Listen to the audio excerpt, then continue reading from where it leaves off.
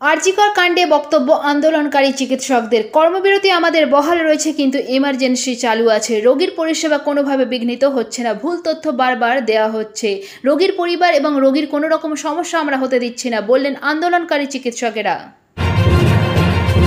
আরজিকর ইস্যুতে উত্তাল গোটা রাজ্য সহ দেশ। দিল্লি, পাটনা থেকে নাগপুর, আরজিকরের আঁচ গোটা দেশে। আগামী রবিবার পর্যন্ত ডেডলাইন বেঁধে দিয়েছেন মমতা বন্দ্যোপাধ্যায়। অপরদিকে জুনিয়র চিকিৎসকরা ডেডলাইন দিয়েছে 48 ঘন্টা পর্যন্ত।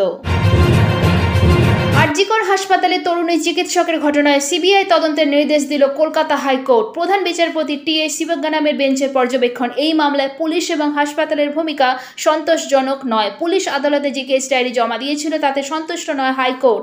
সেই জন্যই কেন্দ্রীয় তদন্তকারী সংস্থাকে গোটা ঘটনার তদন্তভার দেওয়া হয়েছে। অবশেষে স্বস্তি পেলেন যোগগুরু রামদেব এবং তার সংস্থা পতঞ্জলি। তাদের বিরুদ্ধে মামলা বন্ধ করে দিল সুপ্রিম কোর্ট। ভবিষ্যতে যেন একই ভুল না হয় এ বিষয়ে সতর্ক করে তবেই রামদেব বাবাকে রেহাই দিয়েছে আদালত। বিভ্রান্তিকর বিজ্ঞাপনের মামলায় মুচলেকা দিয়ে দোষ স্বীকার, বিজ্ঞাপন তুলে নেওয়া এবং বিজ্ঞাপনের বয়ান বদলের পর কাঠগড়া থেকে মুক্তি। সোনাঝুরির হাট নিয়ে বড় সিদ্ধান্ত বন দপ্তরের। আপাতত বন দপ্তরের জায়গা থেকে সরানো হচ্ছে না সোনাঝুরির হস্তশিল্পীদের হাট, কিন্তু সপ্তাহে 7 দিন হাটে বিক্রি করা যাবে না, 4 দিন বসতে পারবেন ব্যবসায়ীরা। এবার থেকে শুক্র থেকে সোমবার পর্যন্ত খোলা থাকবে সোনাঝুরির হাট, স্পষ্ট নির্দেশ বন দপ্তরের।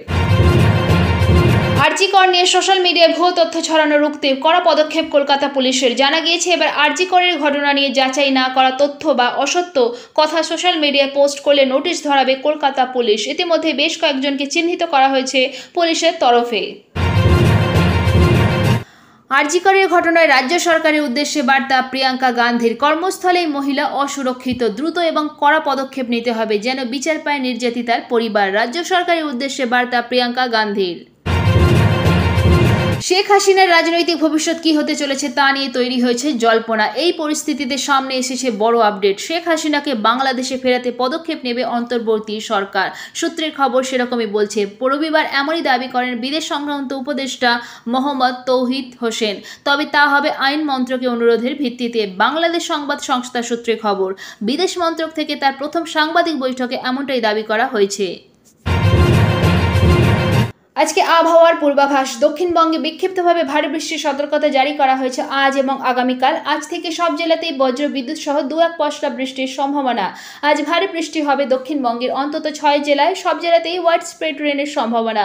ভারী বৃষ্টি হতে পারে হুগলি, বীরভূম, পূর্ব মেদিনীপুর, পূর্ব ও পশ্চিম বর্ধমান এবং 2-24 পরগনায়। এদিকে উত্তরের উপরের দিকের 5 জেলায় বিক্ষিপ্তভাবে বৃষ্টি চলবে বলে জানিয়েছে হাওয়া অফিস। পার্বত্য 2-1 জেলায় ভারী বৃষ্টি চলবে বিক্ষিপ্তভাবে। নিচের দিকের জেলা মালদহ এবং 2 দিনাজপুরে বজ্র বিদ্যুৎ সহ হালকা বৃষ্টির পূর্বাভাস। আগামীকাল ভারী বৃষ্টির সম্ভাবনা দক্ষিণবঙ্গের অন্তত 6 জেলায়, যেটা হাওড়া, পূর্ব পশ্চিম মেদিনীপুর, উত্তর দক্ষিণ 24 পরগনা এবং নদিয়া জেলাতে ভারী বৃষ্টির সম্ভাবনা।